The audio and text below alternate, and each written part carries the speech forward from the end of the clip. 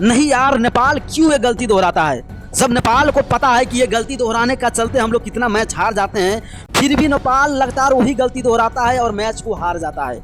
यानी कि अंत में निर्णय ये होता है कि नेपाल मैच हार जाता है। कि दोस्तों मैं आपको बता दूं, सबको पता है कि भाई ऑस्ट्रेलिया सीरीज में जो लास्ट का मैच था पाकिस्तान से, वो मैच नहीं आता नेपाल। अगर उसमें खिलाड़ी कुछ अपना दम कम दिखाते तो भाई मैच नहीं हारता, क्योंकि देखो उनमें आशिक से भी बहुत खराब बेहतर है। यानी कि वो भले 27 की पारी खेलें, 26 की पारी खेलें, मगर मैं बोल रहा हूँ कि बहुत खराब पारी खेलें। यानी भाई कुशल मल्ला ये जैसे खिलाड़ी अगर शायद यही लोग मैच को हरवाएं हैं, क्योंकि देखो नेपाल जब साउथ अफ्रीका से हम लोग का मैच हुआ था तो उसी तरह सिचुएशन था, और इस आज जो हुआ पाकिस्तान के साथ वही सिचुएशन था। यानी कि नेपाल का कोई भी ऐसा प्लेयर नहीं है जो मैच जिता सके। यानी कि बैटिंग की बात करें जाए तो भाई बैटिंग कमी नहीं है नेपाल क्रिकेट में। बैटिंग लाइन देखो आप, 1 से लेकर 8 तक बैटिंग लाइन है, फिर भी नेपाल मैच हार जाता है।